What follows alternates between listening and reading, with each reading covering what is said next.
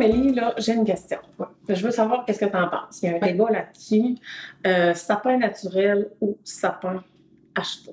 OK. Tu sais, qu'est-ce que tu penses qui a le moins d'impact? C'est quoi ton opinion, toi, là-dessus? Bien, c'est sûr que c'est une opinion. OK? J'ai pas la réponse scientifique. Mais c'est toujours mieux d'utiliser qu'est-ce qu'on a déjà. Donc, si on a un sapin artificiel, ben on utilise notre sapin artificiel. Si on est capable de le garder pendant des années et des années, ça va toujours être mieux parce qu'il existe déjà. Mm-hmm. Si on n'en a pas, puis que là, on se pose la question, est-ce que je m'en achète un ou est-ce que je vais prendre un sapin naturel? Il y a toujours, on peut trouver des sapins usagés, ça existe. Des sapins artificiels usagés, ça existe. Un sapin naturel, c'est sûr qu'il y a toujours l'empreinte environnementale qui est quand même grande. Il y a des gens qui prennent des sapins, qui les mettent en pot et qui les replantent l'année suivante et qui reprennent toujours le même sapin. Oh, ouais. Ça se fait. Si c'est un sapin un peu chenu qu'on aurait coupé l'été prochain parce qu'il est dans une plantation puis il est un peu croche-pilette puis ça nous tente d'avoir un petit sapin. Il y avait une mode l'année passée, le petit sapin lettre. Ben, on peut prendre celui-là parce que de toute façon, il s'en va. Oui, il s'en va.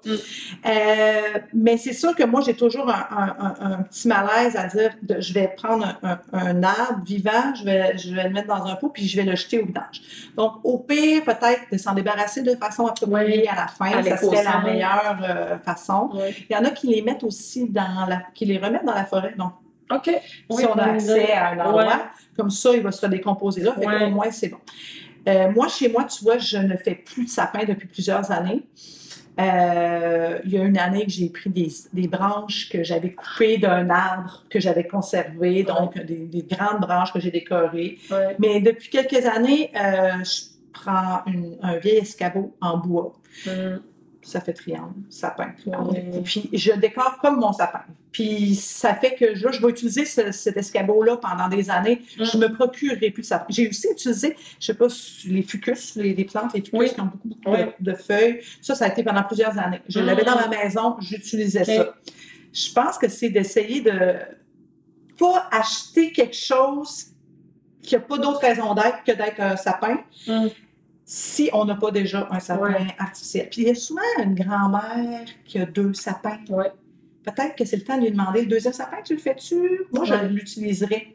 Puis c'est le fun en plus de savoir que mon sapin artificiel, c'est celui que j'avais quand j'étais jeune. Il y a comme une espèce d'attachement. Il y a comme une valeur traditionnelle et sentimentale. Fait que ça peut être une... je pense pas qu'on a besoin d'avoir le sapin à la mode, d'une couleur particulière qui va faire un petit laps de temps, qui prend des décorations spéciales pour aller avec, qui allume tout seul, tout ça. Ça, c'est comme mode, puis ça va passer, puis ça, c'est pas nécessairement ce qu'il y a mieux pour l'environnement. Mais d'utiliser votre vieux sapin artificiel, le plus longtemps possible, c'est vrai. Mais tu sais, tu disais, puis je trouve ça intéressant, il y a tellement d'idées là, qu'on peut utiliser. Là. J'ai ma tante qui s'est servie de bois de plage, puis qui a recréé la forme d'un sapin, avec des bois là, flottés, ça fait vraiment quelque chose de beau puis d'original aussi. Là. Il y a tellement de choses. On va pas... Parce qu'il ne faut pas oublier qu'un sapin artificiel, c'est fait avec du plastique.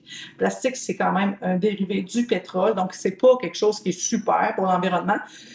Mais s'il est là, il n'y a rien de mieux que d'utiliser ce qu'on a déjà, toujours. Ça, c'est la base là, pour l'environnement.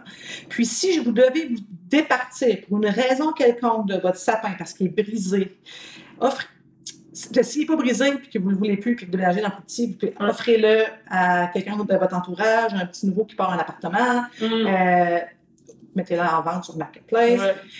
S'il est brisé, il y a une raison quelconque que vous ne pouvez plus le prendre. Ben, je pense que c'est vraiment important de s'en départir de façon appropriée parce que c'est fait en plastique. Puis le plastique, ce qui est merveilleux avec le plastique, c'est que ça ne se décompose jamais. C'est un produit qui est très durable.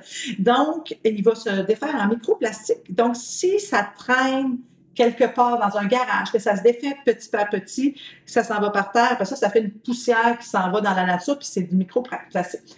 Mettez-le dans sa boîte, dans un sac. Puis mettez-le à l'éco-centre. Puis eux vont savoir quoi faire. C'est ça. Donc, c'est de ne pas le laisser Non. Traîner quelque part où sa petite décomposition va nuire. Donc, voilà pour le débat du sapin. C'était pas mal une opinion, par exemple. C'est sûr qu'il y a sûrement des gens qui ont d'autres opinions. Une opinion basée sur des faits quand même de lecture que tu as fait. Oui. Je suis d'accord. Mais si vous avez un vrai sapin, on va pas vous battre.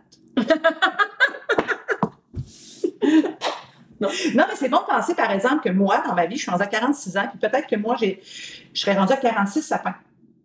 Puis si j'ai 70 ans, ça se peut que je sois rendue à 70 sapins. Ça commence à faire une grosse quantité de sapins qui ont été abattus pour une fête qui dure peu de temps. Fait que, tu sais, il faut juste y penser, là, que c'est pas juste ici et maintenant, c'est dans la durée.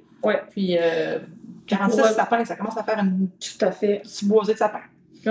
Ça se fait garder, là, quand tu disais, ça se fait garder le même sapin là, longtemps, parce que moi, mes parents, ils ont encore le même sapin. Là, quand j'étais jeune, j'ai 37 ans. Je pense qu'ils l'ont acheté quand ils se sont mariés, puis c'est encore le même sapin. Il fait encore le travail de sapin. Il accueille encore des cadeaux. Il est rangé dans la même boîte. Voilà. Donc, c'est parfait. Alors, voilà pour l'histoire du sapin.